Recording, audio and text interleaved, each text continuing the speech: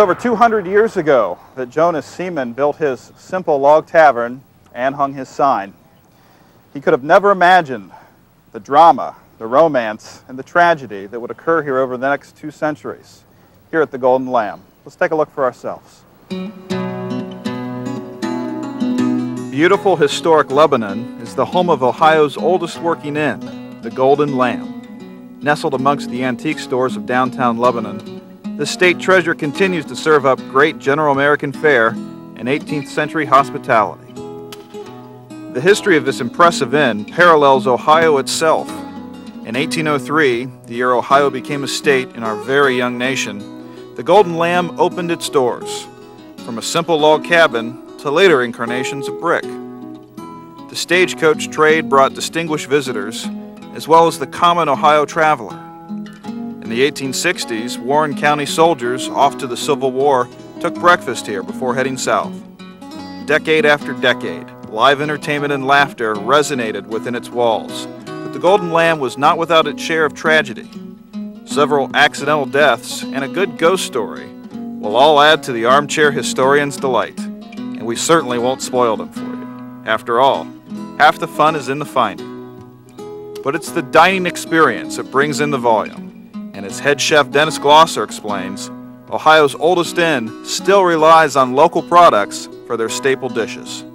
I am slicing our turkey, probably one of our biggest sellers here. We go through, I'd say, about 1,200 pounds a week here.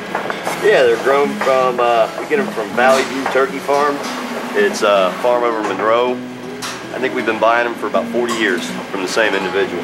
Guests at the Golden Lamb can retire to one of 18 period furnished guest rooms and literally feel as if you've stepped back in time. And even waiting for a table is a pleasure at the Golden Lamb, with a cozy and historically informative environment in the lobby.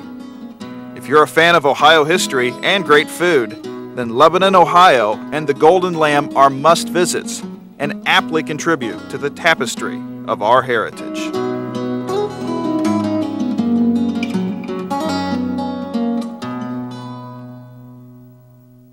After our visit, a short drive to riverfront Cincinnati continued our weekly exploration of our heritage. Hard to imagine, but in 1861, the fine line between slavery and freedom was the width of the Ohio River. Over 100,000 slaves crossed near Cincinnati during the Civil War years, as we learn about their story and their struggle at the National Underground Railroad Freedom Center.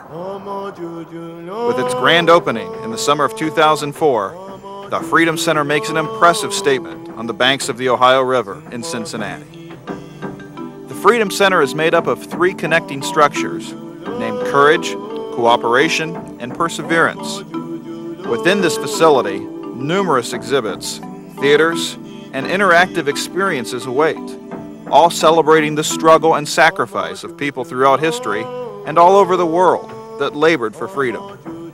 Particular attention is focused on the Civil War era Underground Railroad, the term given to the network of 1860 era Ohio farms and houses that provided safe haven and transportation.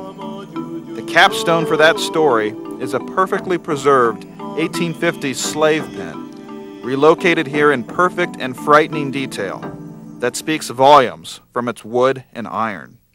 Its curator, Carl B. Westmoreland, explains its overwhelming educational value and the significance it played in the economics of the time.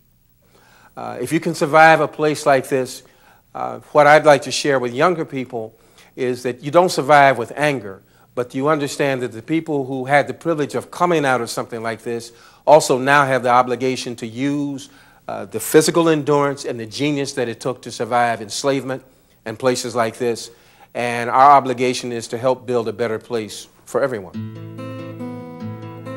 The names behind us are names of people who were enslaved on this land and who were being assembled here at the time to be shipped to the slave markets in Natchez.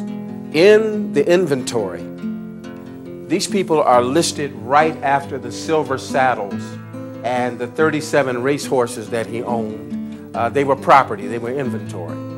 And he'd almost assembled enough to take to the market, and this was in 1834. The year before, He took enough people to the market in Natchez that in today's money, in 1 year, he made $800,000. History is exciting if you tie it till today, if you make it an object lesson for how we can live. And that was one of the things my father taught me, one of the things that my professors taught me. And that's what I try to share with young people when they come to visit us. Exhibits are set up for all ages, and all who visit will certainly leave inspired and challenged to learn more. As the Freedom Center's Sue Feemster explains, it's so much more than a museum. Well, usually the first thing I tell them about this wonderful facility is I have to pinch myself every morning when I come to work, because it's an incredible place to work. It's full of incredible true stories about people that cooperated with each other and helped each other in what we call our first incidents of internal racial cooperation in America. So the Freedom Center is about stories and about how people work together to free one another. And I think Ohioans will be wonderfully pleased with what's here. It's a national and international museum and institution of tremendous stretch and scope. It's something we're very proud of, and I know that they will be too.